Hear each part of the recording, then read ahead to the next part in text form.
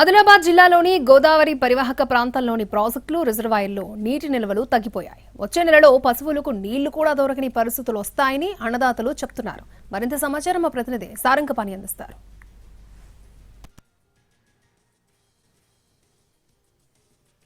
ఆదిలాబాద్ ఉమ్మడి జిల్లా వ్యాప్తంగా ఎండలు మండిపోతున్నాయి. దంచి కొడుతున్న ఎండలతో ప్రాజెక్టులు వట్టిపోతున్నాయి. ప్రస్తుతం మనం చూసుకోవచ్చు, ప్రాజెక్టులు ఎక్కడ చూసినా ఈ విధంగా క్రికెట్ మైదానాలను తలపిస్తున్నాయి. పూర్తిగా ఎండిపోయి అడుగంటిపోయిన పరిస్థితి. డెడ్ స్టోరేజ్కి సైతం ఎప్పుడో చేరిపోయాయి.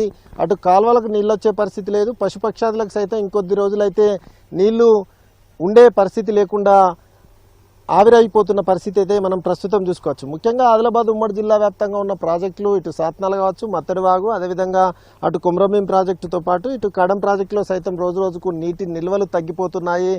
భూగర్భ జలాల సైతం ఈ ప్రభావం చూపే అవకాశం ఉందనే ఆందోళన వ్యక్తమవుతుంది. దీంతోపాటు అటు స్వర్ణ ప్రాజెక్టు, అదేవిధంగా అటు గోదావరి సైతం రోజు రోజుకు ఎండిపోతున్న పరిస్థితుల నేపథ్యంలో భూగర్భ జలాలు అడిగంటిపోతున్న పరిస్థితి మరోవైపు తలెత్తుతుంది. పంట పొలాల్లో వేసిన బోర్లు ఎండిపోతున్నాయి.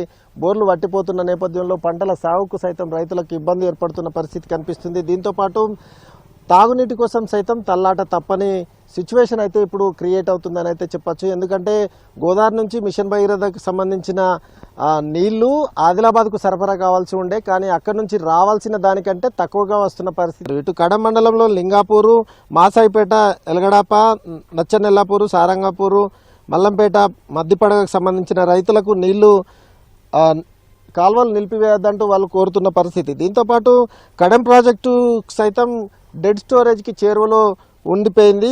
700 అడుగులకు గాను ప్రస్తుతం 680 అడుగులకు చేరిపోయింది. అంటే ఇంకొక 686 కనుక చేరుకుంటే డెడ్ స్టోరేజ్కి చేరిపోయిన పరిస్థితి. ఇప్పుడు ఇంకా చివరాయకట్టు కొన్ని ఏదైతే చివరాయకట్టు కాకుండా మధ్యన ఉన్న D13కి సైతం నీళ్ళు అందలేని సిచ్యువేషన్ ఏర్పడింది. దీంతో పంట పొలాలకు సంబంధించిన రైతులు ఆందోళన వ్యక్తం చేస్తున్నారు. ఇక పంటలకు నీళ్లు కావాలని కడం ఆయకట్టు రైతులు డిమాండ్ చేస్తూ అధికారులకు విజ్ఞాపన పత్రాలు సైతం ఇచ్చిన పరిస్థితి. కాక ఎట్లా ఉంది?